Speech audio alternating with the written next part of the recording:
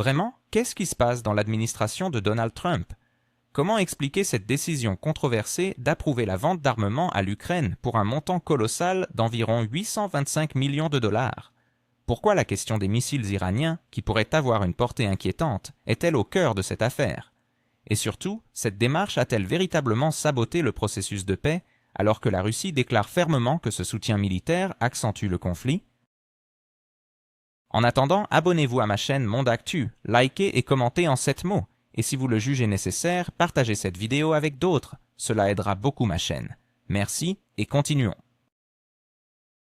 La porte-parole de la Maison-Blanche, Caroline Leavitt, a récemment affirmé que ni Moscou ni Kiev ne semblent prêts à envisager la paix.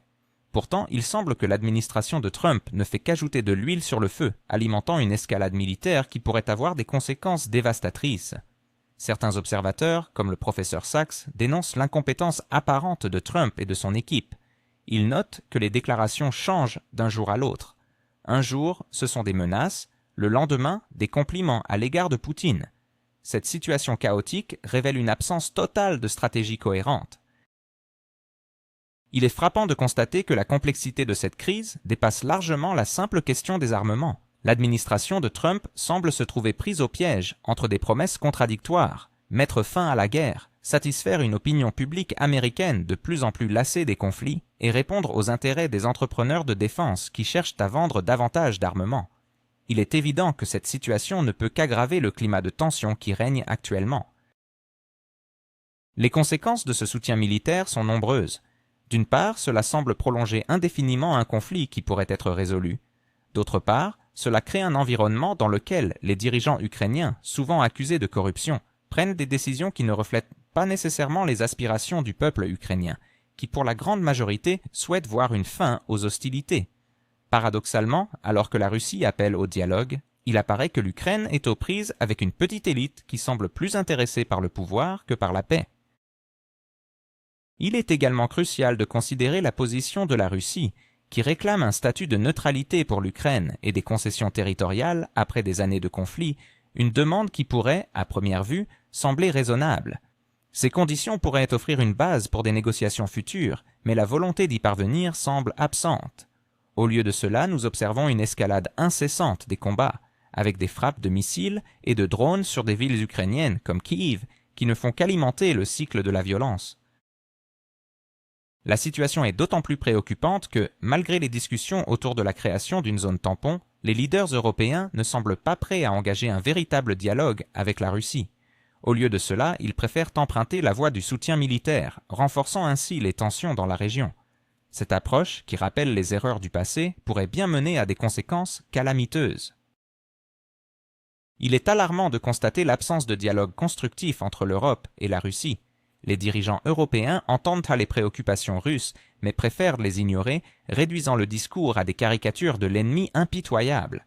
Cette attitude est non seulement irresponsable, mais elle risque également de précipiter l'Europe dans un conflit de grande ampleur. Des figures politiques comme Starmer et Merz apparaissent comme des incendiaires de guerre, peu soucieux des répercussions de leurs paroles. L'Allemagne, qui a une responsabilité historique majeure en matière de paix en Europe, semble également défaillante dans son rôle de médiateur. La nécessité d'un dialogue est plus pressante que jamais. Il est difficile de comprendre pourquoi des dirigeants, qui sont censés travailler pour la paix, choisissent plutôt d'alimenter les tensions. L'histoire nous enseigne que l'absence de communication ne mène qu'à des désastres. Alors que nous assistons à cette tragédie moderne, il est essentiel de se rappeler que la paix ne se décrète pas. Elle se construit, se négocie et nécessite des efforts sincères de toutes les parties impliquées. Est-ce que Donald Trump et son administration ont vraiment ignoré le génocide en cours à Gaza? Comment les États-Unis, tout en s'enlisant dans des conflits à l'échelle mondiale, soutiennent-ils des actions qui semblent contredire leurs propres valeurs? Et pourquoi l'isolement des États-Unis semble-t-il se renforcer chaque jour un peu plus? Il est difficile de croire que l'administration Trump ait manifesté un intérêt quelconque pour mettre fin à la violence qui ravage Gaza. Au contraire, les accusations fusent et elles ne laisseraient pas de place à l'ambiguïté. Ce serait un génocide soutenu par les États-Unis. Les actions de l'administration ne se limitent pas à une inaction passive, elles sont perçues comme un soutien actif à des massacres. Cela soulève la question des valeurs occidentales contemporaines. Serait-il acceptable de justifier l'extermination de peuples entiers au nom d'intérêts politiques ou religieux? Ce questionnement est d'autant plus pertinent aujourd'hui, alors que le département d'État américain a annoncé que des représentants palestiniens ne pourraient pas se rendre à l'ONU, invoquant une demande de reconnaissance de l'État palestinien. Quelle ironie, alors que les États-Unis sont accusés de complicité dans un génocide. La situation à Gaza dévoile une réalité troublante. Les États-Unis semblent enchevêtrés dans une guerre qui ne leur appartient pas, leur responsabilité dans la tragédie qui s'y déroule étant souvent attribuée à des figures comme Donald Trump. Au-delà de cette question se dessine un nouveau conflit, celui qui se profile entre l'Ukraine et la Russie, où les États-Unis pourraient potentiellement s'engager dans une troisième guerre mondiale. Et tandis que ce climat de tension s'intensifie, des voix telles que celle de Peter Navarro, conseiller de Trump sur le commerce, expriment des inquiétudes quant à l'alliance entre la Chine, la Russie et l'Inde. Ce rapprochement entre ces nations pourrait avoir des répercussions majeures pour l'Amérique.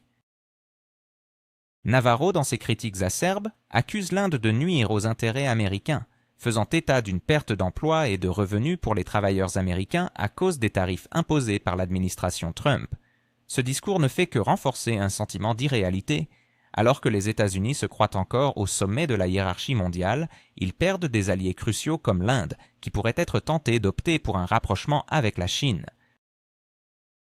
Les récents événements montrent que la diplomatie mondiale se réorganise. Des rencontres entre des hauts responsables de la Chine, de la Russie, de l'Inde et du Brésil témoignent d'une volonté de créer des alliances face à l'hégémonie américaine. Cette dynamique remet en question la domination du dollar et l'influence politique des États-Unis. Il devient de plus en plus évident que ce sont les actions américaines, et non leur puissance militaire, qui conduisent à leur isolement. D'un point de vue démographique, les États-Unis ne représentent qu'environ 4% de la population mondiale. Pourtant, ils persistent à croire qu'ils peuvent dicter leur volonté au reste du monde. Une telle arrogance pourrait bien être leur perte. Alors que le soutien international pour la Palestine grandit, les États-Unis se retrouvent de plus en plus isolés, faisant front avec quelques alliés fidèles, tels qu'Israël. Le fossé entre les États-Unis et le reste du monde se creuse, alors que les récentes décisions, telles que le refus de visa aux voies critiques, témoignent d'une stratégie de plus en plus désespérée. Les mesures protectionnistes et les sanctions renforcent cet isolement. Les États-Unis affirment qu'ils n'ont pas besoin du reste du monde, mais en réalité, c'est tout le contraire qui se produit. Ils dépendent de cette même communauté internationale pour leur prospérité. Les événements récents dessinent un tableau alarmant. Les États-Unis sont en train de perdre leur statut d'acteur incontournable sur la scène mondiale. La guerre à Gaza, la crise en Ukraine, l'escalade des tensions avec l'Iran. Toutes ces situations n'indiquent pas qu'une chose, la fin d'une époque de domination américaine. Nous entrons dans une ère où plusieurs puissances, armées de leurs forces nucléaires, se disputent l'influence. Avec des taux d'approbation en chute libre pour des figures comme Trump qui oscillent autour de 37%, il devient de plus en plus clair que même au sein de leur propre pays, ces leaders ne parviennent pas à rassembler le soutien nécessaire pour mener une politique cohérente. Les illusions de pouvoir et de contrôle s'effritent, et la réalité d'un monde multipolaire devient de plus en plus tangible. Les conséquences de ces changements se font déjà sentir, et les générations futures devront naviguer dans ce nouvel ordre mondial, où les conflits et les tensions risquent de s'intensifier. 2 millions de personnes souffrent actuellement dans la bande de Gaza. La présence d'armes nucléaires dans le monde complique encore davantage cette situation déjà tragique. Comment pouvons-nous espérer une paix durable lorsque les puissances mondiales, comme les États-Unis, semblent plus préoccupées par leur propre hégémonie que par la dignité humaine? Ne serait-il pas temps de repenser notre manière de vivre ensemble au-delà des simples discours sur la multipolarité? Il est indéniable que nous avons besoin de plus qu'une simple structure multipolaire pour résoudre les crises qui secouent notre planète. Ce qui est urgent, c'est l'instauration d'une véritable éthique de la coexistence. Pourtant, il semble que les dirigeants américains continuent d'ignorer cette nécessité fondamentale. Cette carence n'est pas seulement une question d'opinion, mais bien une défaillance interne qui entrave la capacité des États-Unis à agir comme un acteur responsable sur la scène mondiale. Ce que nous observons, c'est un mode de pensée typique de Washington qui persiste à croire qu'il peut encore contrôler le destin du monde. Cette illusion de domination est non seulement déconnectée de la réalité, mais elle est également extrêmement dangereuse. En entretenant de telles croyances, les États-Unis se condamnent à prendre des décisions qui pourraient avoir des conséquences désastreuses non seulement pour eux-mêmes, mais aussi pour des millions d'innocents à travers le monde. Il est donc crucial d'appeler à une réflexion plus profonde et à un dialogue sincère sur les moyens de construire un avenir commun. Si nous ne remettons pas en question ces paradigmes erronés, nous risquons de voir des conflits s'intensifier, et la souffrance de ceux qui vivent en zone de guerre ne fera qu'empirer. Dans ce contexte, que peuvent faire les citoyens, les leaders et les organisations internationales pour instaurer un climat de respect mutuel et de coopération?